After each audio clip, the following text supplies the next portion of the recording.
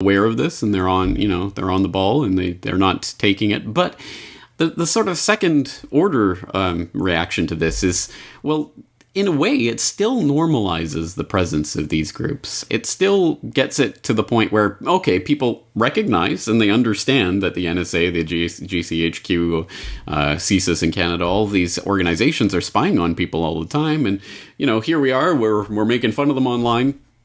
But it changes nothing. It doesn't do anything whatsoever. And it really just normalizes their presence in our day-to-day life. It's like, hey, we know you're listening. Okay, so now what? So there has to be some deeper reaction to this. I mean, I hope that people don't just accept this. It is good to mock and ridicule the powers that shouldn't be to expose their ridiculousness in all sorts of different ways, but there has to be a second order reaction, and that's what I'm more interested in. So we'll throw in a link to my solutions about the turn off the NSA, nullify the NSA, and we'll take it from there. I mean, there has to be more reaction to this than simply mocking them. And I think we talked about at some point, it's probably been a while ago, James, how even things like The Onion have led us to a point to where it normalizes all of that. And we laugh at it and we have a good chuckle, and it is really cutting, well-written satire. Facebook is the CIA. Ha ha ha. Ha ha ha. And we know that and we acknowledge it. And again, we just kind of move on and we unfortunately continue to use all of those things. So we'll have to include those flashback links, James. And again, that's My NYPD was a story back in April of 2014 where they were trying to be, shiny, happy, officer friendly, and people just posted brutal accounts and photos of all kinds of police brutality. So our second story this week, James, on episode 269 of New World Next Week, Obama just gave warmonger Henry Kissinger the Distinguished Public Service Award. The Nation reported Kissinger, again. Secretary of Defense Ashton Carter honored Heinz A. Kissinger at the Pentagon by presenting the former Secretary of State with the Distinguished Public Service Award, apparently the highest award the Department of Defense has for private citizens. Ash Carter himself deserves an award for understatement, calling the man who was responsible directly or indirectly for the deaths of millions of people in Southeast Asia, East Timor, Bangladesh, and Southern Africa, among other places, unique in the annals of American diplomacy. Kissinger, Carter said, quote, demonstrated how serious thinking and perspective can deliver solutions to seemingly intractable problems, end quote. As to the allegations of war crimes, quote, the fact is, said Kissinger, he and Richard Nixon, quote, were engaged in good causes. Now, James, there's a surprisingly brutal cartoon from Forbes that basically show Henry Kissinger getting what they call the Gatorade bucket treatment, and they're dumping a bucket of blood on Kissinger.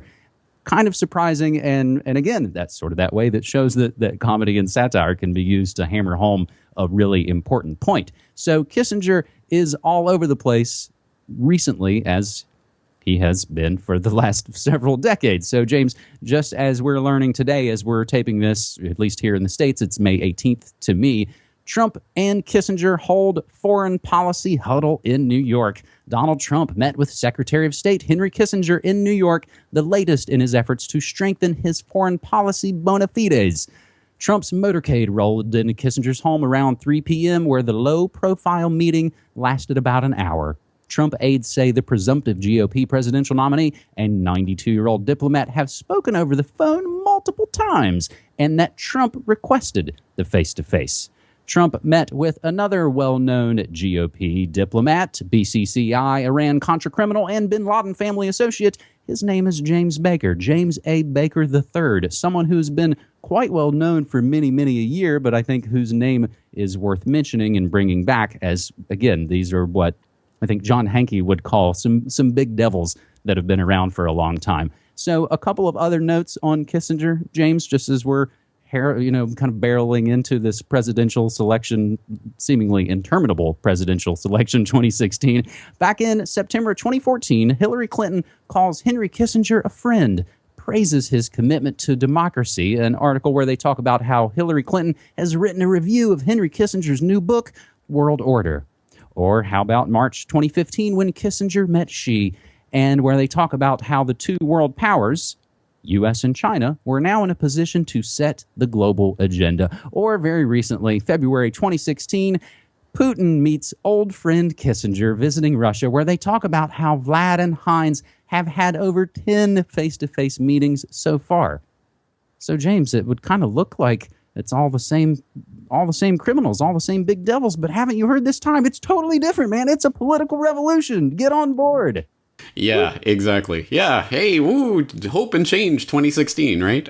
Yeah. No, it's everyone bows to the ring of Kissinger, the Kissinger ring. And let's keep in mind and keep in perspective who Kissinger is. He is not the source or the root of this evil, this problem. He is just the messenger. He's the representative. He was David Rockefeller's lackey for a long time and probably still is. He's the representative of the oligarchy.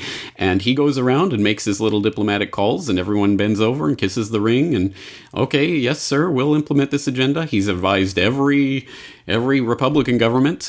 He was quietly advising Bush behind the scenes before it was revealed several years after the fact. Oh, yeah, he's been advising them on the Iraq War the whole time. He's meeting with, he's Clinton's old friend, he's Putin's old friend, he's Xi's old friend, he's meeting with Trump.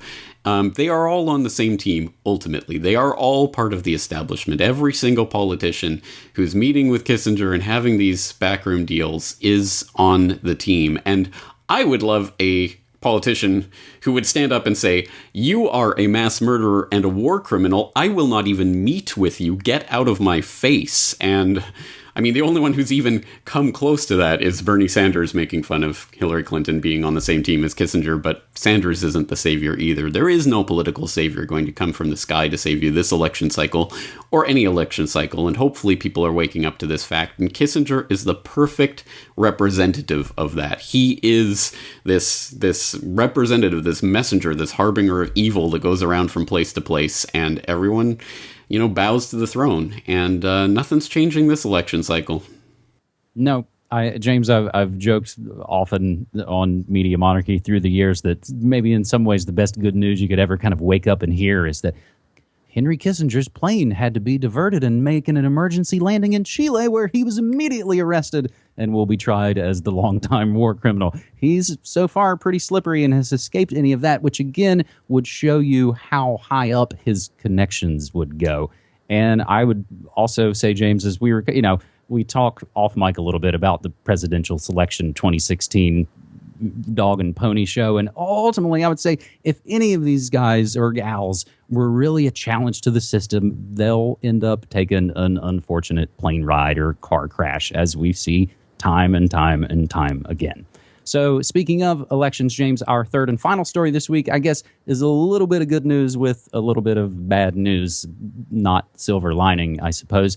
Cascade Locks, Oregon, considers alternate actions after Nestle plant voted down. So this comes from our local NBC affiliate KGW. They reported this morning, Hood River County residents may have voted to ban a proposed Nestle water bottling plant, but the town of Cascade Locks said it could pursue other options to allow the corporation to operate after all. A measure to ban commercial water bottling plants passed with 68% of the vote during the primary election Tuesday night, last night. Every precinct in the county besides Cascade Locks voted in favor of the ban. In Cascade Locks, residents voted against the ban 58% to 42%. The measure stops Nestle Waters from bottling spring water in Cascade Locks and operating a bottling plant in the small town.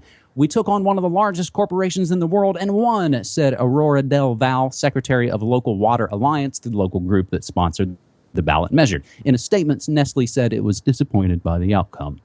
While we firmly believe this decision on a county primary ballot is not in the best interest of Cascade Locks, we respect the democratic process, said Nestle spokesman Dave Palais. Environmental groups argued the plant would create pollution and put a vital resource at risk, but the Cascade Locks City Council supported Nestle's plan because it would bring 50 jobs to the economically struggling small town. Gordon Zimmerman, city administrator for Cascade Locks, said he wasn't surprised the ban passed. He also said city officials will discuss options for moving forward during the next council meeting next week, May 23rd. There's some legal precedent for county charters not being able to override city charters. The council will consider a range of options. He said legal action is unlikely, but not out of the question. The vote indicated the people of Cascade Locks are in favor of continuing a relationship with Nestle. If Nestle indicated an interest to continue, the city will continue to pursue it because our citizens voted in opposition of the restriction. A spokeswoman for Nestle said the company is considering an option in Cascade Locks, but would not specify a definitive plan. So, James, just the brief explanation of this. Basically, the county-wide voted no, but the city within that would actually be running the plant and containing the plant, they really want it because they want these big 50 jobs. The flip side to this, James, and I don't think this went through an election, is on the other side of the country in Maine, where the Republican governor basically just gave Nestle control of a town's water for the next half century. And people did try and fight it. And the article that we'll include, again, in the show notes, everything that we mention on these episodes will be included in the show notes for you to do more research on your own. The activists were fighting it, but they basically note, you can only kind of keep this up for so long before major corporations will beat the fight out of you. We were able to beat the fluoride going into our water here in Portland, and it was immediately kind of followed up with Nestle coming in. So although this is a victory, James, in the election, the people said, we don't want the plant, the town council is still going to try and figure a way to go around and try and make this happen, James. That's right. And I guess the obvious way to contrast this to the previous story is to say, of course, they want you caught up in the emotional con game 2016 with the 4-year, dog and pony show that comes around to focus your attention on that, the presidential selection. Ooh, it's so important. Meanwhile, forget what's going on in your own backyard and allow these mega corporations to come in and monopolize the resources of the area. Whereas you can actually make a difference. You can actually have a real effect on what's going on in your local area, much more so than you do on the national or international stage with these ridiculous, dog and pony shows. So that's the obvious way to counteract this. But then again, that's also saying that playing the political game and jumping through the political hoops is the ultimate solution to this. And I don't believe that. I still think the ultimate answer to this is stop buying Nestle's crap.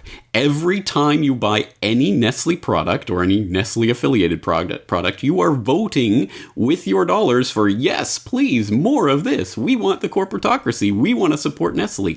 That is where they get their money, their energy, their ability to do this. And so that's where it ultimately comes down to. It's about the personal responsibility that we have to start taking. If you want more on Nestle and the things that they're doing across the United States, not just in Oregon, not just in Maine, everywhere.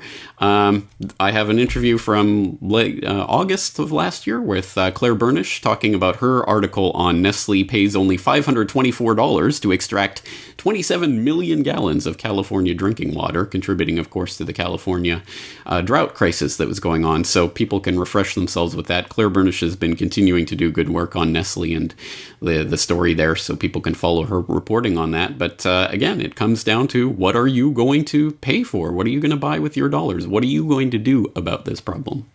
And that's the real votes that count, the votes with your dollar. And honestly, now there's no excuse to not know what those products are. All of that information is publicly available. There are apps specifically meant to show you who owns what and what you may or may not want to put in your body. And I think we covered that on a previous New World Next Week, if I remember. We'll put in a flashback to one of those apps that you can use, Boycott. I believe so. And I think there are even more recent ones, as the years have gone by and apps, of course, have become that much more prevalent. That again, there's really no excuse for you to go, oh, I didn't know that Arrowhead was Nestle. That's just another brand, another water, another different label. But it all kind of goes back up to the same chain. Gosh, that's funny. That kind of seems like the overarching theme of some of the things we've talked about on this episode, James. Some of the other stories we are watching with hashtag New World Next Week are far too many to cover, James. I was looking at the tweets. They are coming at a fast and furious rate, I think, which shows that many people involved in sharing these stories using hashtag New World Next Week. CIA watchdog accidentally destroyed the copy of the torture report, and the secret Harvard meeting on synthesizing the human genome triggers debate. Meanwhile, our good friends at the TSA cashing in on $765,000 worth of forgotten loose change at local airports, and that's even double from what it was